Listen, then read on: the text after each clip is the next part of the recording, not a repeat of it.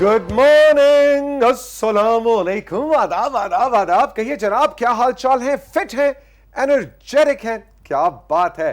Rising Pakistan में सबीन और मैं आपको कहेंगे वेलकम वेलकम वेलकम। बिल्कुल जी, वेलकम। और आज बहुत सारे मेहमानों को भी हम वेलकम करेंगे राइजिंग पाकिस्तान में। लेकिन तौसीक, मैंने सुना है कि आज तो कोई कॉन्सर्ट होने वाला है यहाँ पे। एग्जैक्टली कोई सेलिब्रिटीज आ रहे हैं हमारे यहाँ, जिनको हम वैसे उनकी जब उनका कॉन्सर्ट होता है तो हम जब टिकट लेने लगते हैं तो वो मिल नहीं रहे होते। आज राइजिंग पाकिस्तान में हमने सबको खुली दावत भी दे दी है। कौन आ रहा है आज? एग्जैक्टली आज राइजिंग पाकिस्तान में आ रहे हैं जी खुमारियान बैंड, और वो आपके लिए लाइव परफॉर्म भी करेंगे, गपशप भी होगी, और चारों यानी कि शिराज, आमिर, स्पर्ले और फरहान बोगरा, चारों बहुत मज़ेदार शख्सियात भी हैं, बोलते भी बहुत अच्छा है, और इनके इतने मज़े के वाक़यात हैं करियर के जो आज हम अनफोल्ड करेंगे राइजिंग पाकिस्तान में आपके सामने, और ये लाइव परफॉर्म भी करेंगे। तो सबीन ने बिल्कुल ठीक कहा, आज कुछ कॉन्सर्ट का सा माहौल बनने वाला है राइजिंग पाकिस्तान में, आपने कहीं जाना नहीं है। बिल्कुल जनाब। इसके अलावा फातिमा आएंगी आज, और फातिमा हमें बताएंगी कि किस तरह से सेल्फ कॉन्फिडेंस आप बिल्ड कर सकते हैं। मेरे ख्याल में ये जो आज का फातिमा का सेगमेंट है वो मेरी टीचर होंगी और मैं उनके स्टूडेंट होंगी, क्योंकि मुझे इसकी बहुत जरूरत है। मुझे भी बहुत जरूरत है। लगता नहीं है कॉन्फिडेंस चार बंदों के बीच बात करना बड़ा मुश्किल हो जाता है। तो आज फातिमा से हम कुछ सीखेंगे। बिल्कुल। नहीं, वैसे मैं आपको बताऊं, ये काफी बड़ा मसला है। मैं सबीन, आपको मालूम है, स्टूडेंट्स के साथ बहुत ज्यादा काम करता हूँ यूनिवर्सिटीज वगैरह में, और मैं जाता हूँ, कई दफा मुझे ऐसे स्टूडेंट्स मिले जो कि मिसाल मैं दूंगा ब्रिलियंट इन सोशियोलॉजी, जबरदस्त इन मैथमेटिक्स, अपने काम में बहुत जबरदस्त हैं, लेकिन वो जब लफ्ज़ है ना यार चार बंदों में बात तो कर सकते नहीं, और वो खुद कहते हैं कि हमें कॉन्फिडेंस की कमी, हमें पता है we can do it exactly, लेकिन हाउ डू वी ब्रिंग वो एतमाद कैसे लेके आए अपनी शख्सियत के अंदर। तो वाकई आई थिंक फातिमा छोटी सी बच्ची है, लेकिन अपने किड सेगमेंट में बड़े मजे के टॉपिक्स ढूंढ के लाती है। तो बच्चों बड़ों सब के लिए सेल्फ कॉन्फिडेंस की टिप्स होंगी आज फातिमा से। बिल्कुल जनाब। और इसके अलावा एक्सप्लोर पाकिस्तान, जहां पर हम आपको सैर करवाते हैं पाकिस्तान के ऐसे इलाकों की जहां आप नहीं गए हुए होते, या आप गए भी होते तो उनकी हिस्ट्री के बारे में आपको पता नहीं होता। एग्जैक्टली। तो आज हम गोरख हिल्स सिंध की आपको सैर करवाएंगे, गोरख हिल्स लेके जाएंगे एक्सप्लोर पाकिस्तान में। और ये हमारा नया सिलसिला है जो कुछ अर्से पहले हमने राइजिंग पाकिस्तान में शुरू किया, आप में बहुत ज़्यादा पॉपुलर हो रहा है, इसलिए कि घर बैठे कभी सिंध, कभी केपी, बलूचिस्तान, जीबी, कहीं ना कहीं हम आपको। और हमारा मिशन ये है कि एक्सप्लोर पाकिस्तान के थ्रू पूरे पाकिस्तान की सैर हम भी करेंगे और आपको भी करवा के ही हम छोड़ेंगे। एब्सोल्युटली। इसके अलावा आपका एक और फेवरेट सेगमेंट गुड न्यूज़, जिसमें सबीन चार अच्छी अच्छी खबरें आज हमारे लिए लेकर आएंगी, और हम उसमें से पिक करेंगे कि हमारी फेवरेट कौन सी है। बिल्कुल जनाब। और तौसीक, हम साथ साथ ये भी कहते हैं अपने नाज़रीन को कि अगर आपके इर्द गिर्द, आपकी कम्युनिटी में आपको लगता है कि ऐसी खबरें हैं जो कि हमारे गुड न्यूज़ सेगमेंट का पार्ट बन सकती हैं, तो आप हमारे फेसबुक पेज पे जाएं, वहाँ पर आप कांटेक्ट कर सकते हैं हम लोगों से, और वो खबरें इमेजेस के साथ हमें भेज सकते हैं, और हम राइजिंग पाकिस्तान में उनको राइजिंग पाकिस्तान का पार्ट हम बनाएंगे। एब्सोल्युटली। तो ये है जनाब आज का राइजिंग पाकिस्तान। बहुत कुछ करना है, टाइम कम है, बस जल्दी जल्दी वो कॉन्सर्ट्स वाले भी पहुंच रहे हैं। हाँ। खुमारियान बैंड, उनका इक्विपमेंट भी पहुंच रहा है, उसको भी सेटअप करना है, साउंड चेक भी होना है। तो जल्दी से चलते हैं एक ब्रेक की तरफ, और ब्रेक के बाद आपको फातिमा से मिलवाएंगे, और जैसे मैं कहता हूं राइजिंग पाकिस्तान की ट्रेन को चलाएंगे।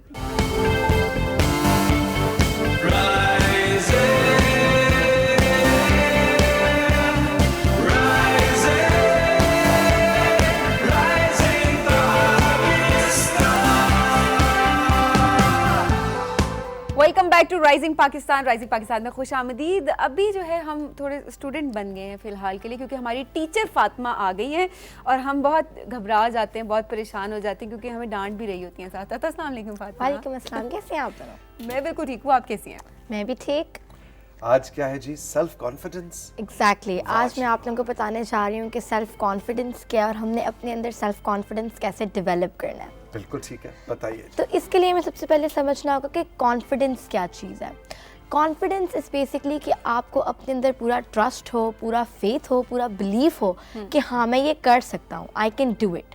तो आप कॉन्फिडेंट को ये फीलिंग कह सकते हैं कि आपके अंदर अपने ऊपर ट्रस्ट हो, किसी और के ऊपर नहीं, but you have trust in your self. ठीक है, तो ये इसको कहते हैं हम कॉन्फिडेंट।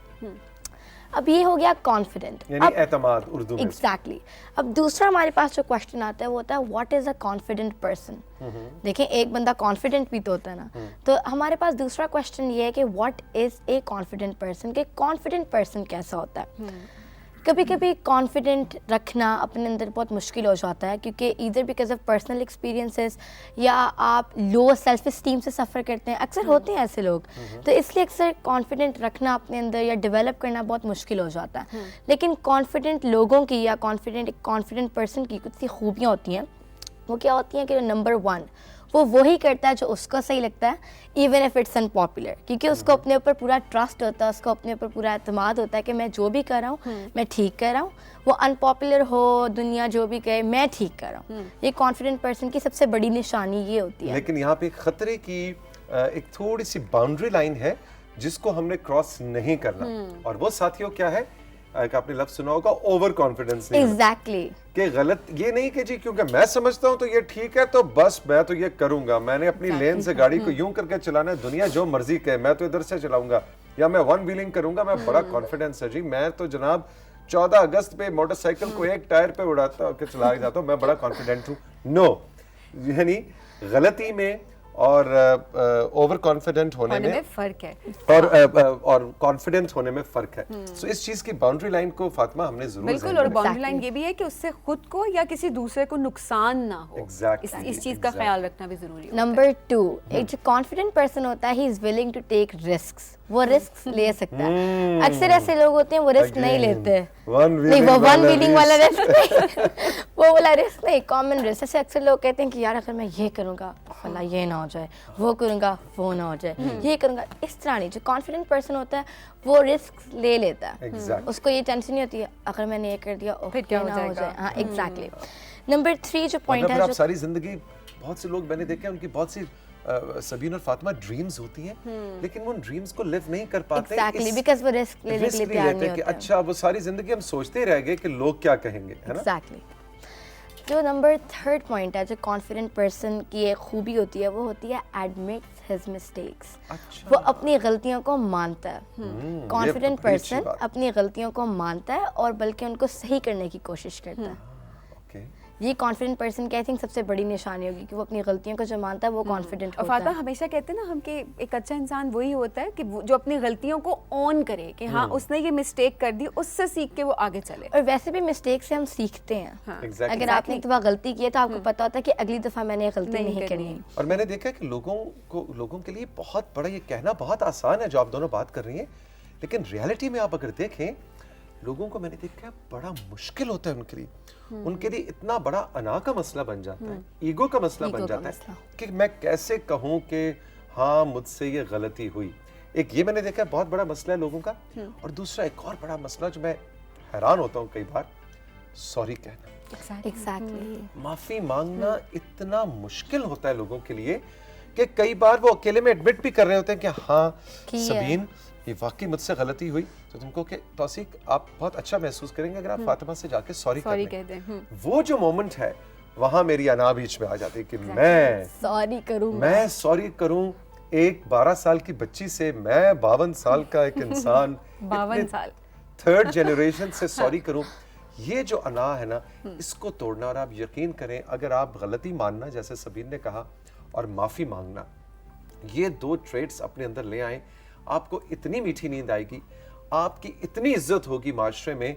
अगर आप सॉरी कहते हैं ना तो आप यकीन करें आपकी इज्जत, आपकी रिस्पेक्ट यहाँ से शूट करके ऊपर चली जाती है। तो कोशिश करें ये दोनों ट्रेड्स अपने अंदर लेके। नंबर 4 है, he is able to accept a compliment. अक्सर लोग होते हैं वो अपने बारे में कॉम्प्लीमेंट एक्सेप्ट नहीं करते, वो कहते हैं इसकी जुर्रत कैसे हुई, इसने मेरे खिलाफ बात कर दिया।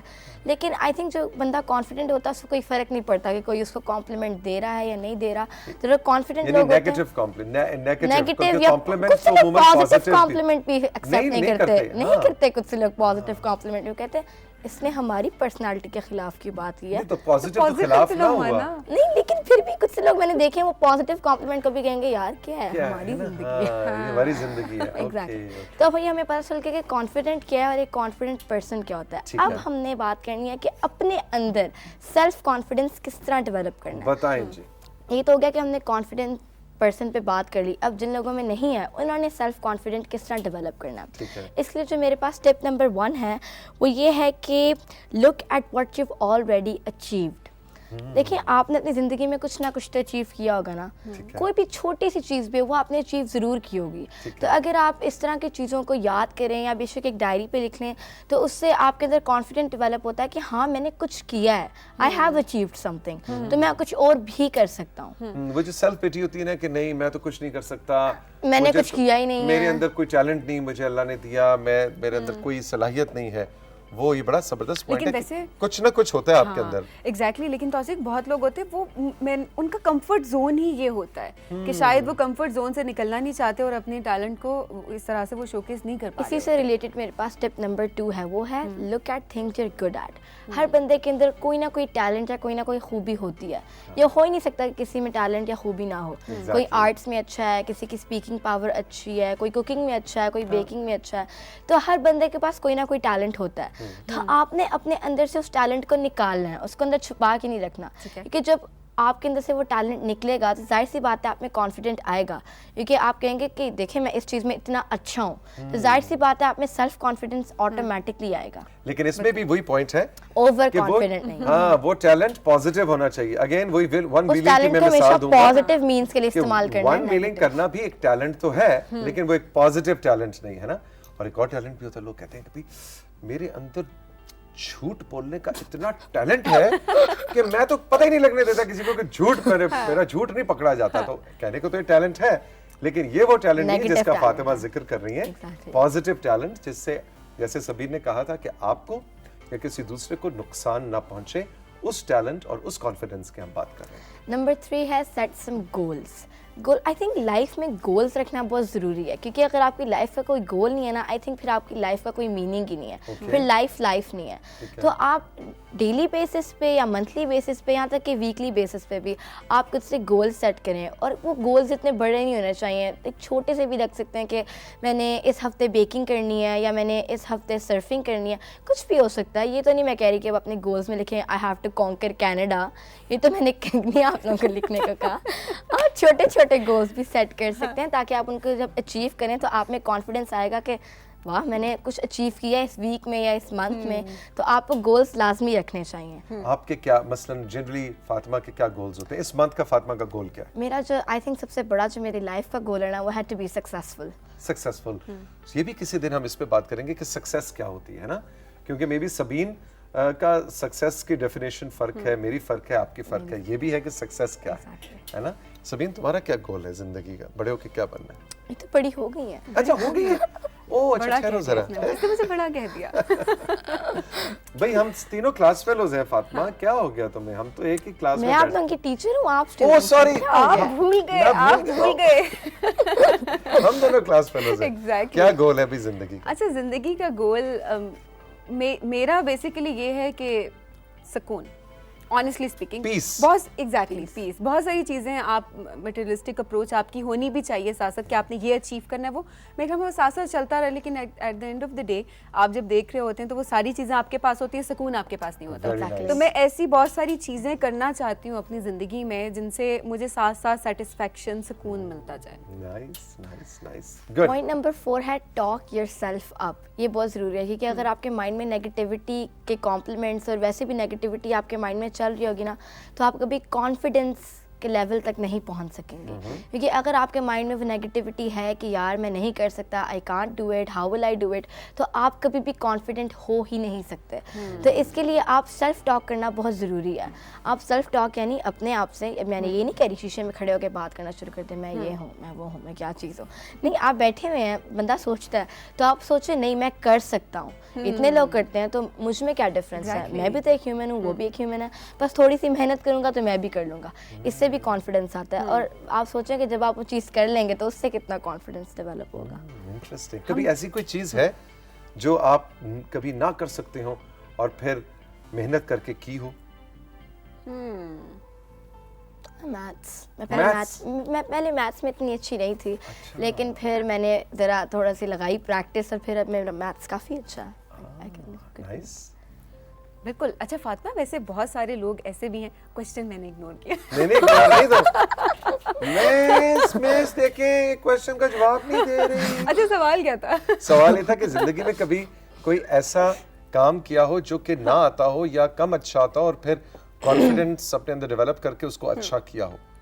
आई थिंक अभी करियर में मेरे ख्याल में मैंने होस्टिंग ही है कि मुझे लगता था कि शायद मैं कभी इस तरह से कैमरे के आगे बात नहीं कर सकूं, क्योंकि एज अ बिगिनर मैं एक चीज़ बता रही हूँ कि मैंने अभी चीज़ को एक स्टार्ट किया तो मुझे लगता था शायद मैं नहीं कर सकूंगी, लेकिन आहिस्ता आहिस्ता प्रैक्टिस के साथ उसमें इम्प्रूवमेंट आती गई और अब ये है कि आपसे सीखने का मौका मिल रहा है यहाँ बैठ के। तो ये मेरे ख्याल में शायद मैं वो पहला स्टेप अगर ना लेती कि मैं ये कर सकती हूँ तो शायद मैं ना कर पाती कभी भी। एग्जैक्टली वो फर्स्ट स्टेप जिंदगी में वो बड़ा ज़रूरी जरूरी होता है। लास्ट स्टेप जो है वो आई थिंक बहुत इंपॉर्टेंट है, वो है गेट अ हॉबी। हर बंदे की हॉबीज होती कोई हैं। मशगला होना चाहिए जिंदगी में। एग्जैक्टली आपकी हॉबीज क्या हैं? आप दोनों से मैं वैसे ही क्वेश्चन करती हूँ। हाँ, खाना, आप बताएं पहले।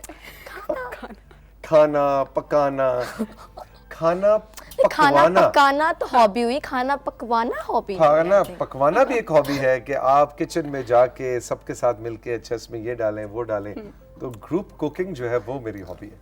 और आपके? मेरे ख्याल में ऑब्जर्वेशन। मैं बहुत ये क्या हॉबी है भाई? एग्जैक्टली ये एक हॉबी है। मैं बहुत ज्यादा ऑब्जर्व करती हूँ चीजें, कि मैं चुप चुप करके सकती बैठ है जाती वैसे हूँ और मैं सिर्फ observation ऑब्जर्व करती रहती हूँ, जज नहीं करती, ऑब्जर्व करती हूँ। मैंने कहा मैं क्लैरिफाई कर दूं पहले, मैंने लोग कहेंगे अच्छा घुन्नी चुप अच्छा करके ये बैठती वैसे हूँ। हो नहीं सकता कि इंसान ऑब्जर्व करे और अंदर ही अंदर जज ना कर रहा हो। नहीं, उस नहीं, judge हो को- सकता है कुछ नहीं, नहीं, लोग ऑब्जर्व अच्छा, करते हैं, कुछ अच्छा लोग जजमेंट का इजहार ना करे ये तो। नहीं, ये होता है कि आप बस ऑब्जर्व कर रहे होते हैं कि अच्छा क्या हो रहा है, ये नहीं एक जजमेंट। देखा मुझे फंसा दिया। लेकिन इसमें जज करना नहीं आता कहीं पे भी, लेकिन आप ऑब्जर्व कर रहे होते हैं, आपको अच्छा लग रहा होता है, बात कर रहे हैं लोग, आप उनकी सुन रहे हैं, अच्छा कौन हंस रहा है, कौन क्या कर रहा है, तो ये जज करना नहीं होता है, जस्ट एक जनरल ऑब्जर्वेशन। हॉबीज रखने का फ़ायदा ये होता है कि जब आपकी एक हॉबी होती है, हर बंदे की होती है, किसी की स्पोर्ट्स होती है, किसी की स्टडिंग में हॉबी आती है, तो उससे क्या होता है कि आपको पता चलता है कि आप किस बारे में पैशनेट हैं। जब आपको अपना पैशन पता चल जाएगा तो फिर कॉन्फिडेंस तो कोई मसला ही नहीं है, क्योंकि अगर आप में किसी चीज़ का पैशन है तो चांसेस यही है कि फिर आप आगे अगर लाइफ में उस पैशन को फॉलो करें so you will be very successful, तो कॉन्फिडेंस आएगा। वेरी गुड भाई, जबरदस्त टिप्स थी आज फातिमा की। Thank you very much Fatima, all the best, जीती रहो, खुश रहो। हम लें जी ब्रेक। बिल्कुल जी, ब्रेक पे जाएंगे। ब्रेक से जब वापस आएंगे तो 4 अच्छी खबरें इंतजार करिए आपका और हमारा। देखते रहिए राइजिंग पाकिस्तान।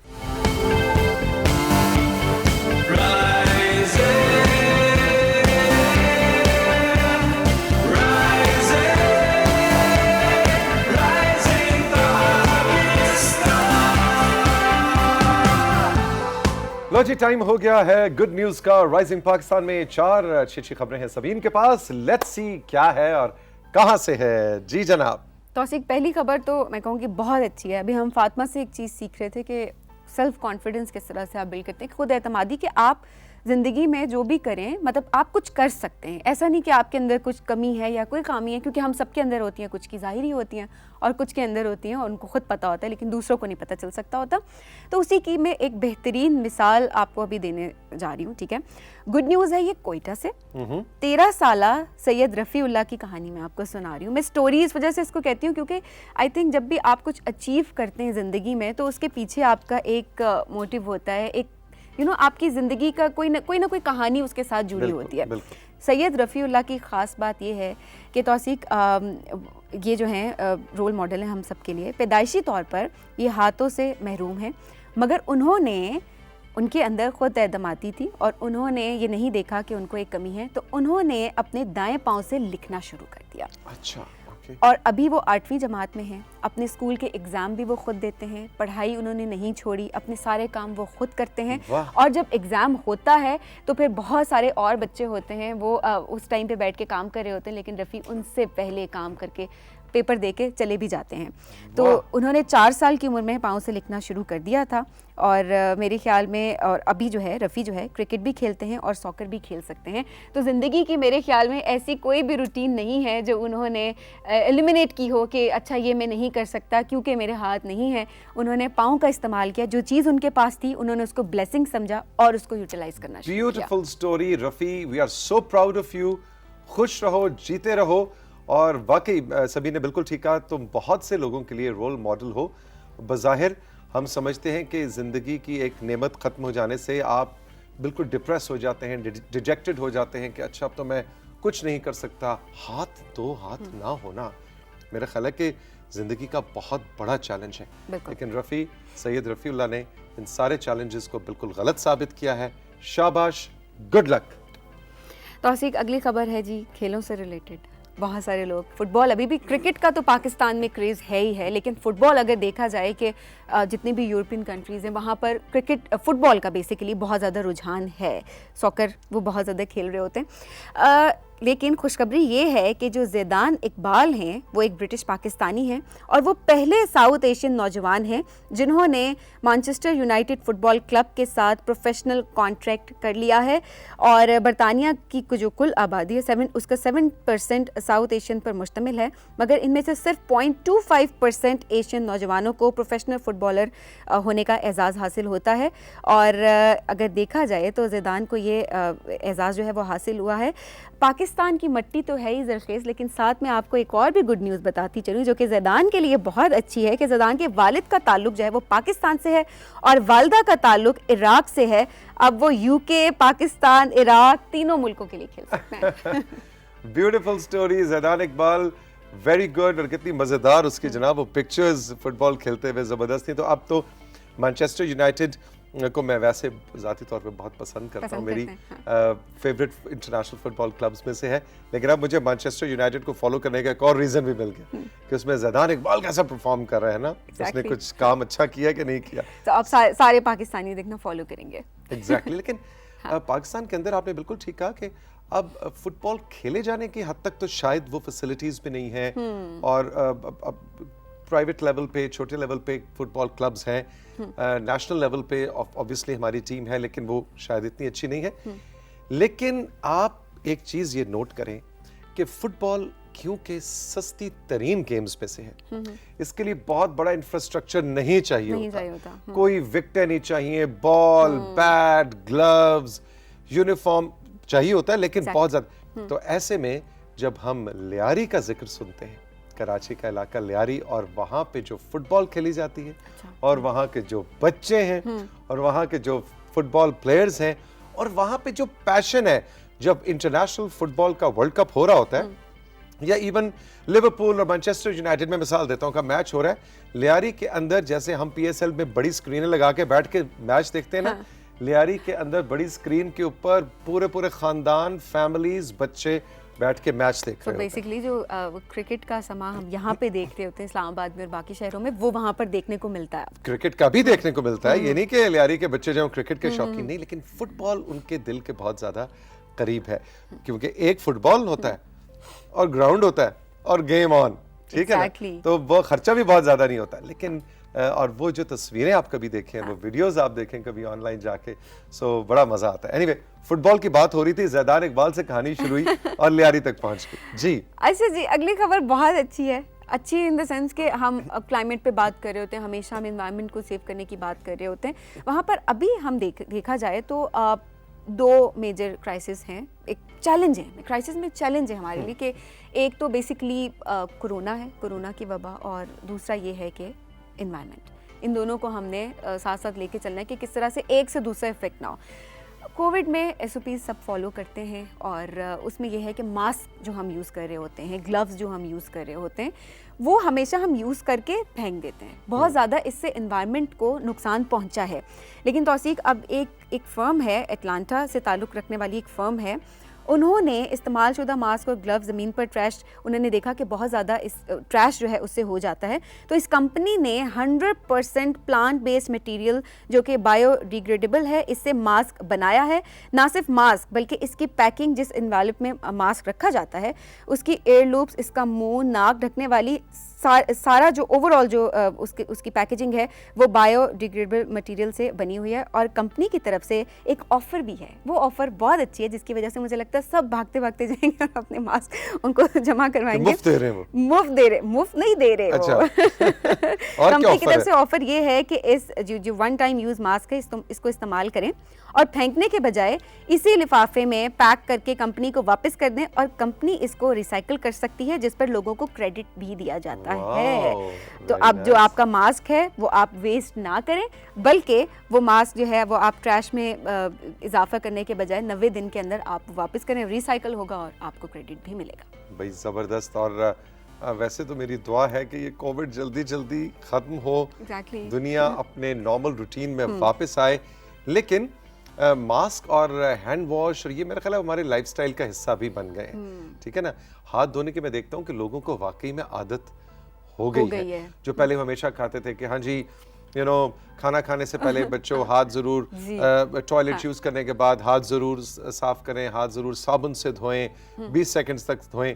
लेकिन लोग नहीं इतना ज्यादा नहीं सुना, सुनते ना, इग्नोर करते थे। अब जब कोविड आया ना, कोविड ने ऐसा हमें सबक सिखाया, हाइजीन का लोगों ने ख्याल रखना शुरू कर दिया।